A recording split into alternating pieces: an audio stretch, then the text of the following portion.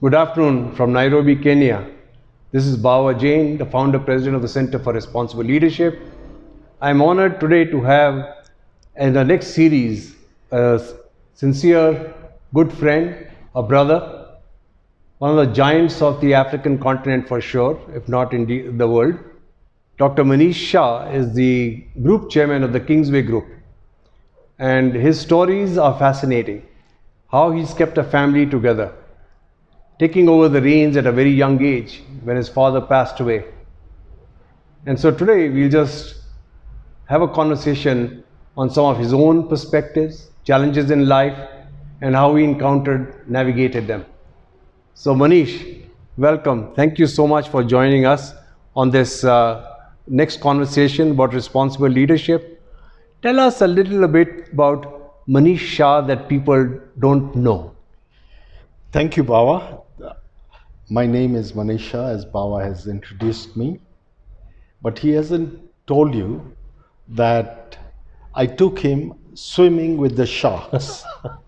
And when I say swimming with the sharks, the continent here needs adaptation and adaptability to the market situation that keeps on changing all the time.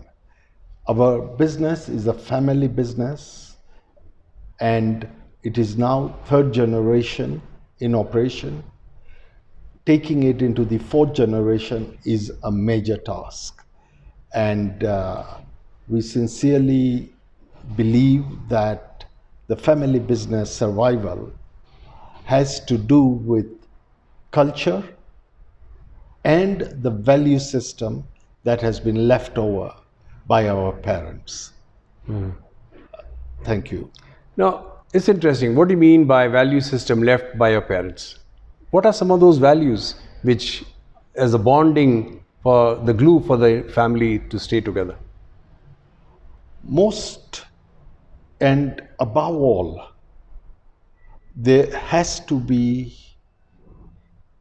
a tolerance factor with the rest of the family members. And tolerance, adaptability to the different ages that operate into the business is a major task. And for us who are given the value system from our parents, they taught us that nothing is more important than keeping the family together. That is about the first thing. The second thing is we have to tolerate the different generations that are in the business together.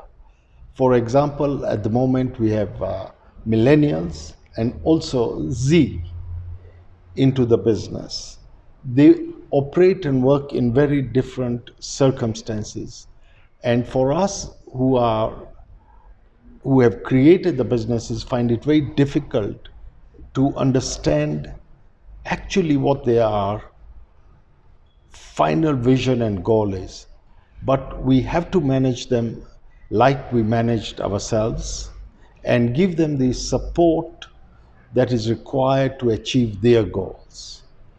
It is not about profit. Any business has one thing that must take place. It is the family part of it. We adopt the same principles in our business, and everyone is treated like family, and there is a lot of internal satisfaction created, not only for the employees, but for the rest of the family members who work within the business. Manish, what is unique to me is that today, if you look in the world, a family with 4 children, they are torn apart. They each have differences. It's very difficult to keep them together. Now you're talking of three generations. You help the people understand how big the family is, your immediate family. Because I love the way you describe that even your cousins are your brothers, that you're one family. In this day and age, that's very unique.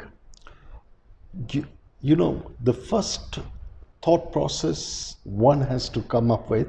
And again, these are values that were given to us by our parents who tolerated us. Is it when we tolerate or were- respect? Respect is also very important, but the first part must be giving tolerance to the different generations. Okay. They in turn respect you for the value system that we would also like them to be with. Above all, we say family above all. Yeah.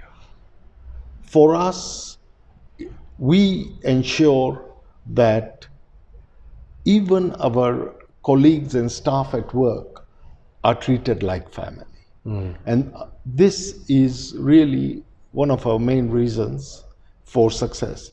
The second one is, as parents, and as our parents wanted us, they sent us to good institutions for higher education overseas out of the African continent.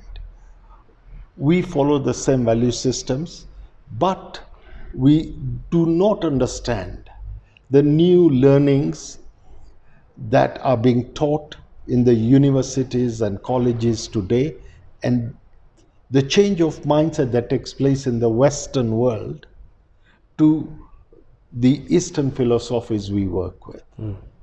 Now, we've known each other over 20 years. As I understand, you are 3 biological brothers, That's right. and then there are the extended family, which is also the nucleus of your entire family. Help us understand what is that? You know, my father had 5 brothers and 6 sisters. We God bless.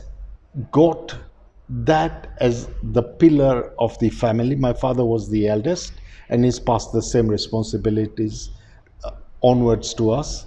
In his generation, there's only one surviving member in the family, an aunt, but all the offsprings, cousins, and their children, we tend to look at them as family.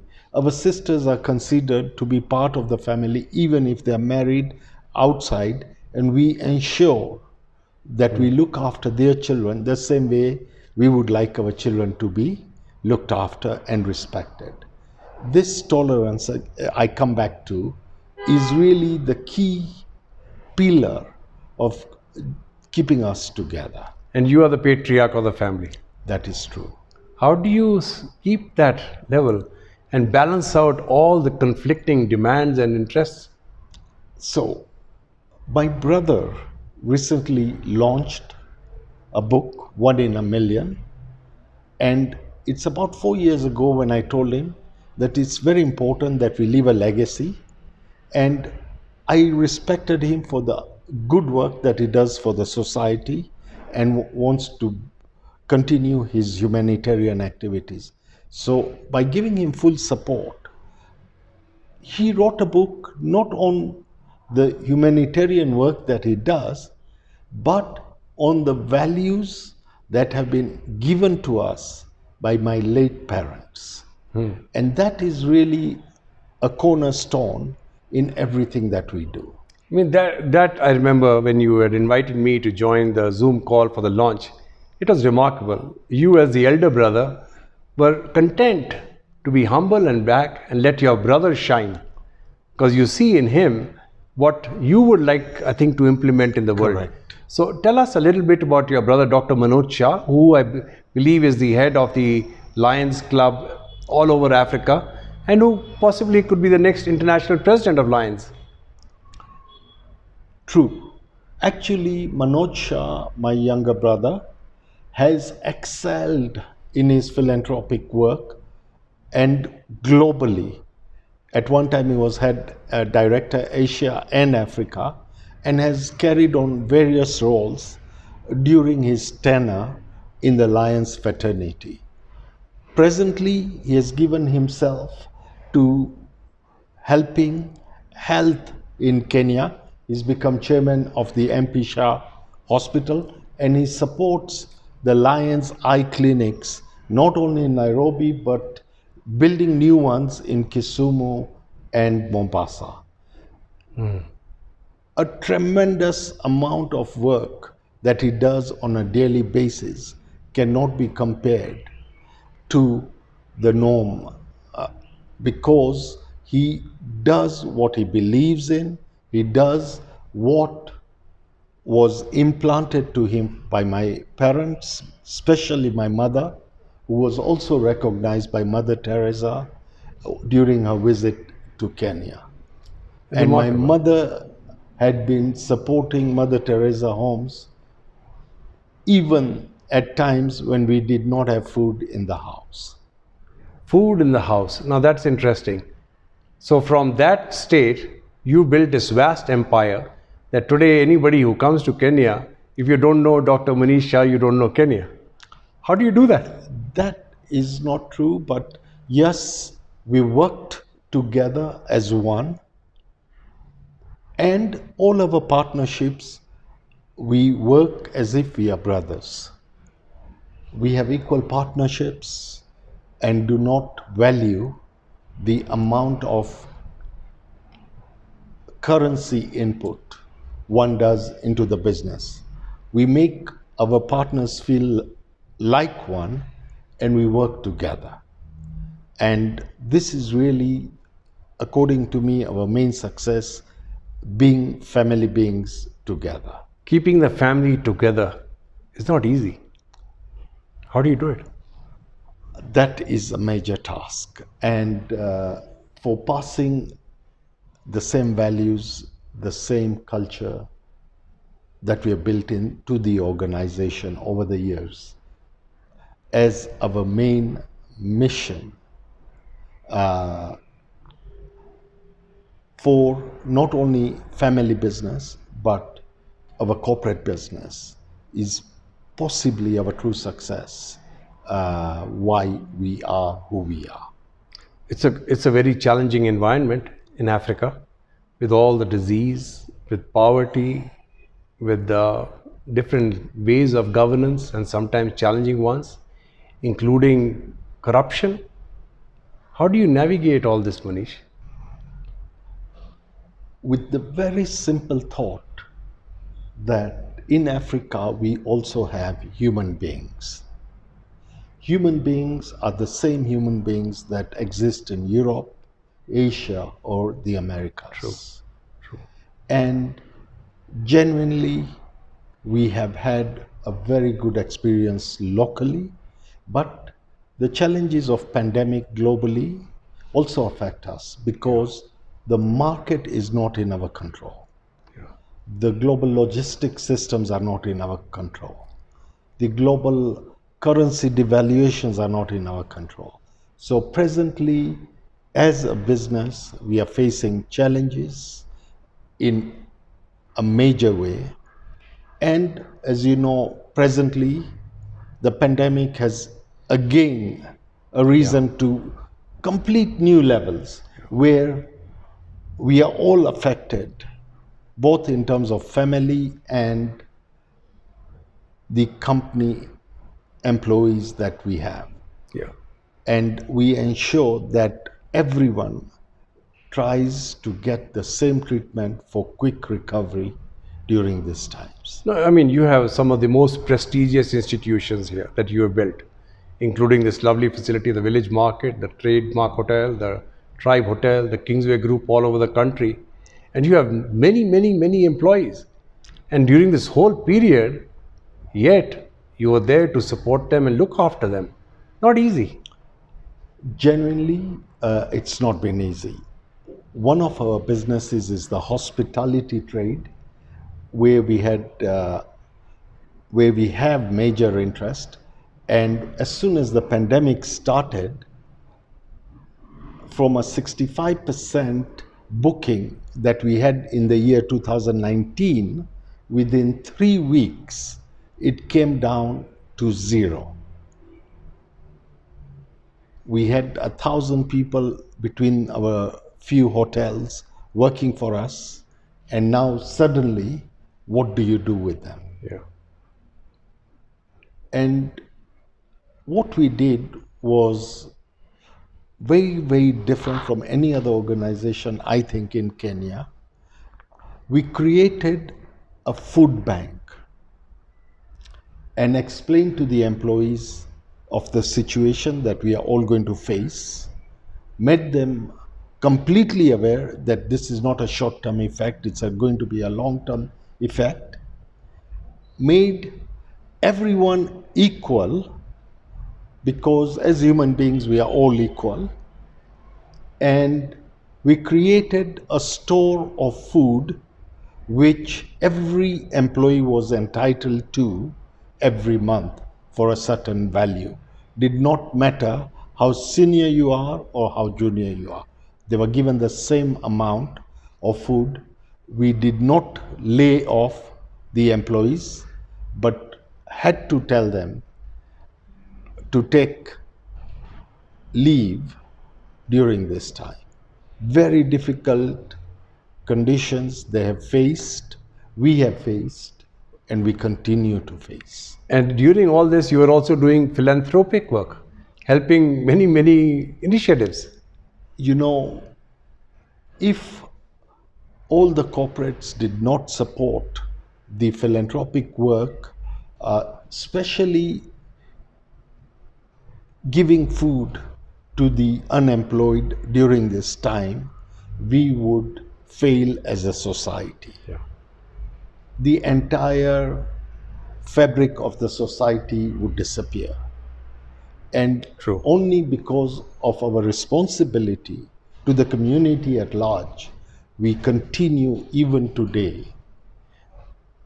giving food to the disabled, who are the most vulnerable in this society presently. They are not vaccinated, they are not supported by government institutions or NGOs. They are on a very fine line between death and living on a daily basis. And in the midst of all this, you are there and letting them know that we are a family. We want you to know that if there's anything, you come to us, right? That is true.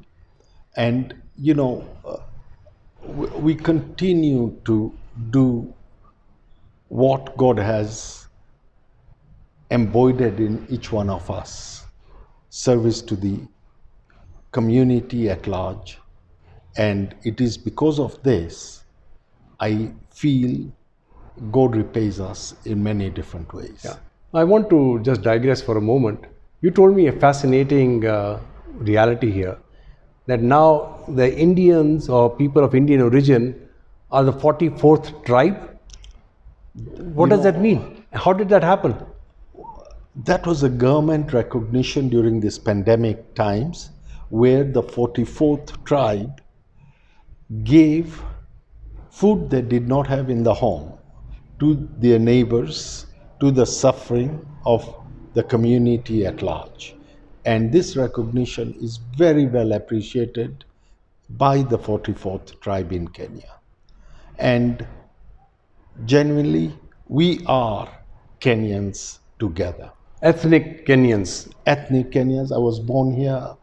I've studied all my pre-primary school, secondary school in Kenya. I was one of the fortunate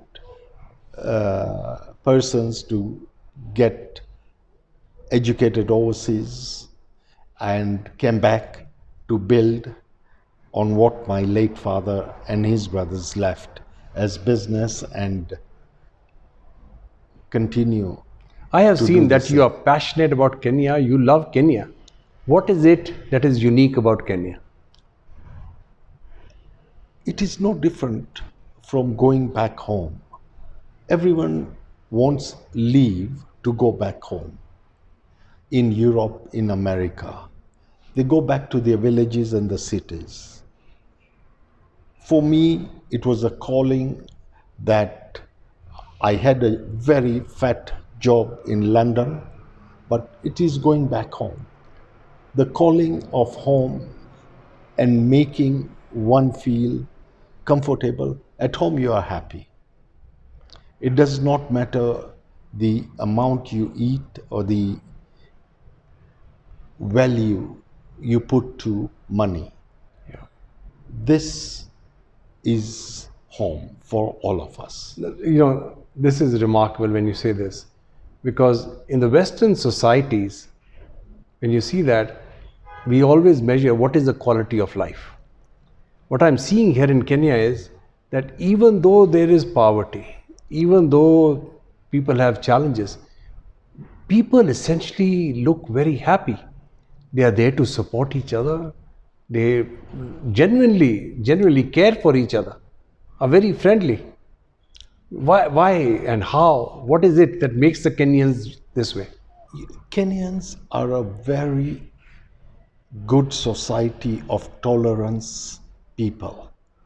They have faced many hardships in growing to the present level where we are. Most of them have had no water or electricity in their homes.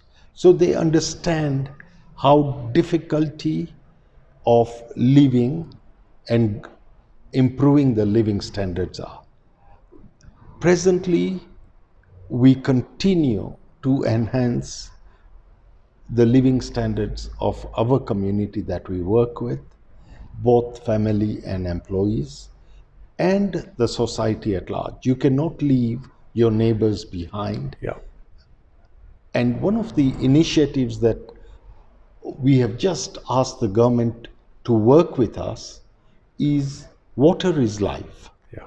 So we're asking every corporate in this country to put a tap outside their walls and allocate 1,000 liters of water or 10,000 liters of water to anybody who would need it.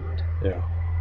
And it really does not dent us in any way whatsoever the cost of giving water, because water is life. Absolutely. Very well said. And nobody Very well said. and no other country has ever thought of doing this. We wanted to start by corporates in industrial area and the residential areas of the rich in Nairobi, and then take it across the country so that more people benefit by having clean drinking water.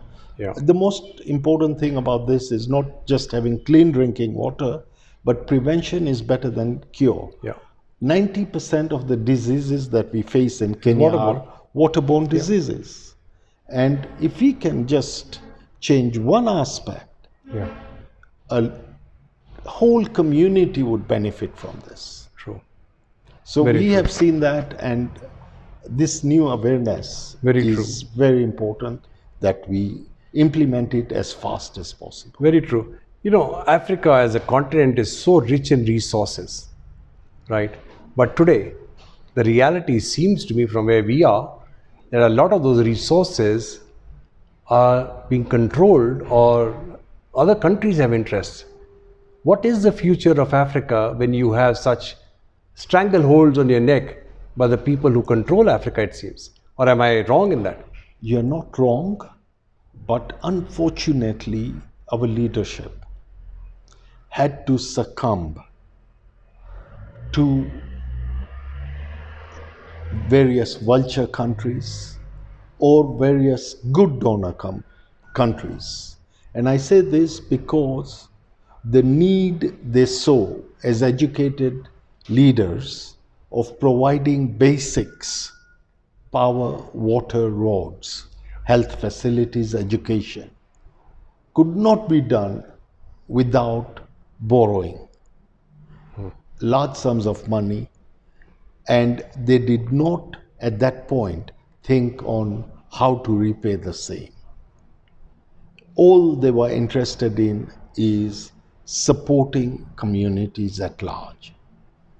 And today we can truly say in Kenya we have a literacy rate where most people can read in English of 80%. That's good. That's remarkable. It's a very high literacy rate, and even in the villages people speak in English. Yeah. So the government has done a good job at the cost of putting handcuffs on their hands. Unfortunately, it's a tough situation. How will you get out of these shackles? We need global assistance, and we need donor countries to understand why this happened. Of course, there have been cases where projects have been inflated. However,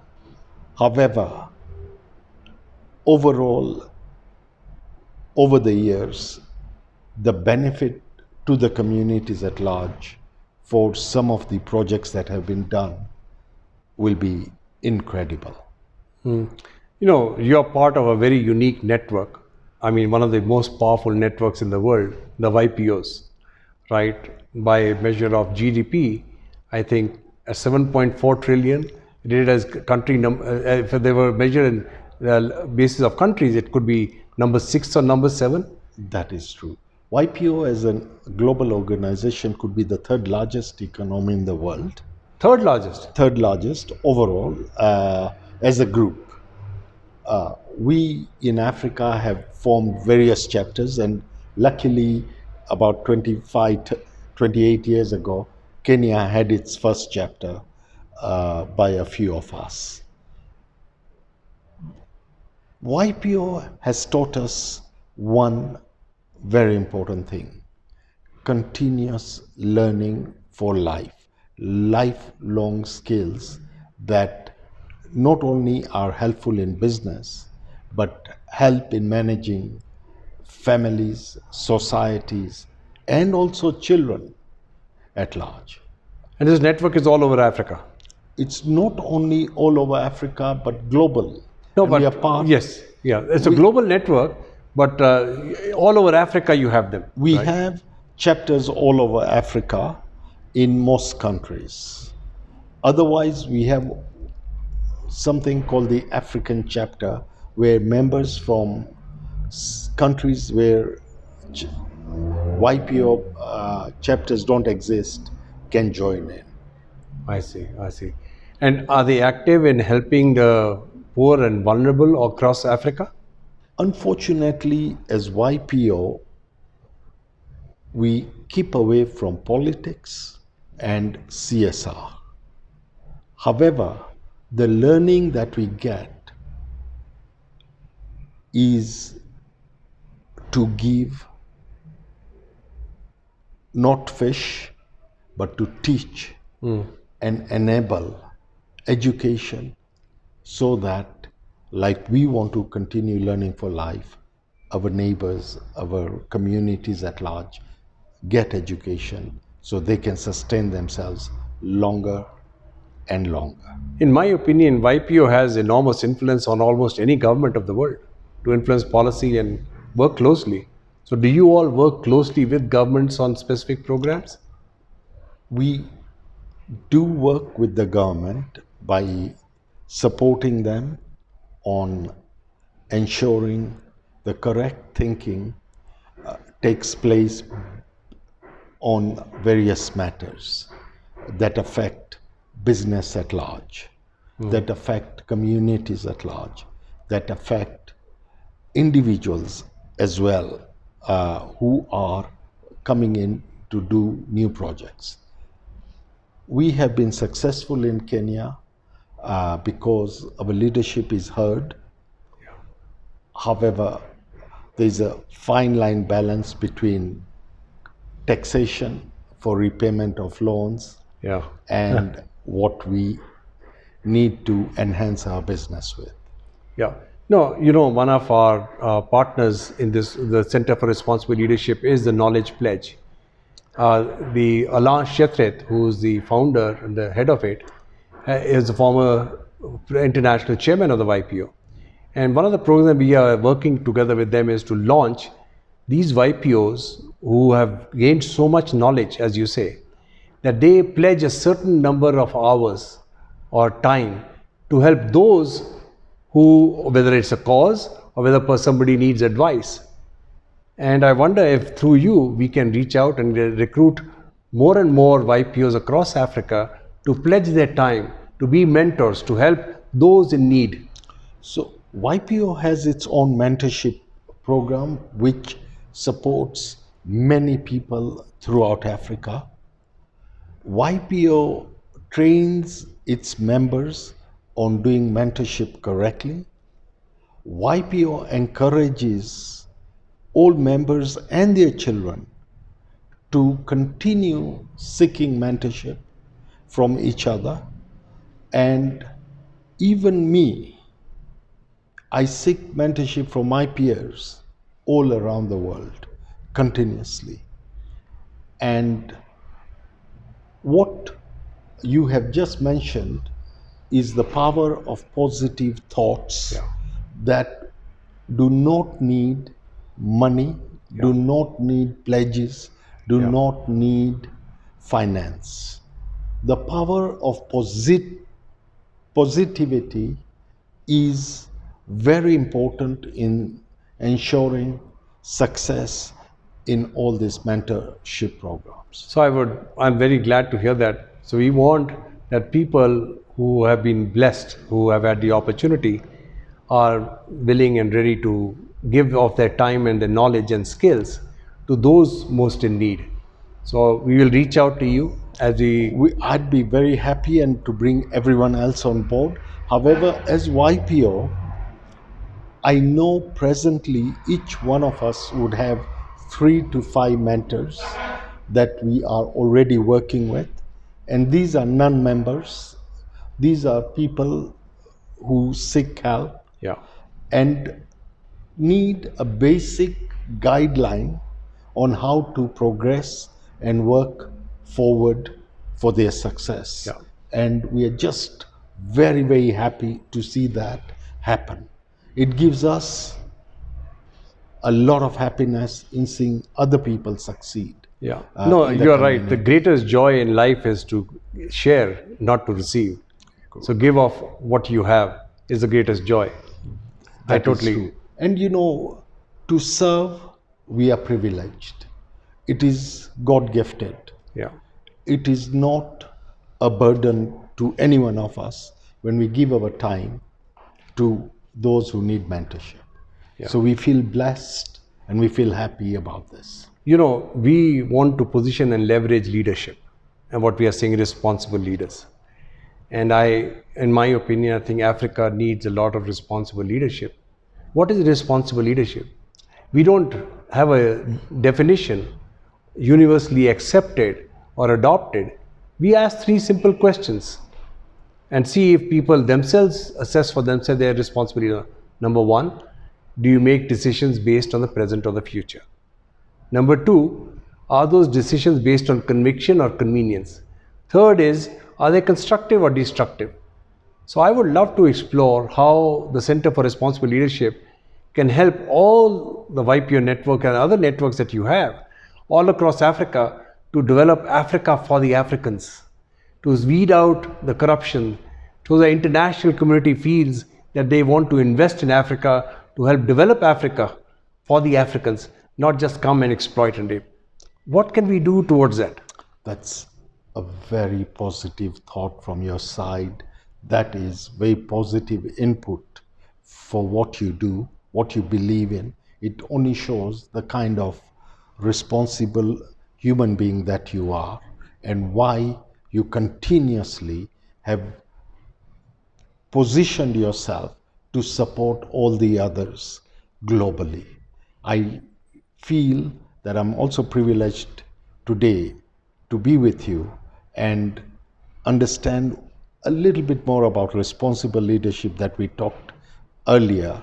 And genuinely, we would welcome with open arms the Faculty of Responsible Leadership for African Leaders. And this could be the next biggest transformational leadership we would be able to see in Africa. And the transformational leadership would not be possible without each leader, whether in politics or corporates, being responsible towards the community they hold. From your mouth to God's ears, I think the future is wonderful. We have lots to look forward to. We like to work where there are challenges. If everything is okay, then that is not of interest to us. So I know that I have a partner in you, and we are going to do a lot of wonderful things together. We will. Thank you so We much. will. Thank you. Thank you.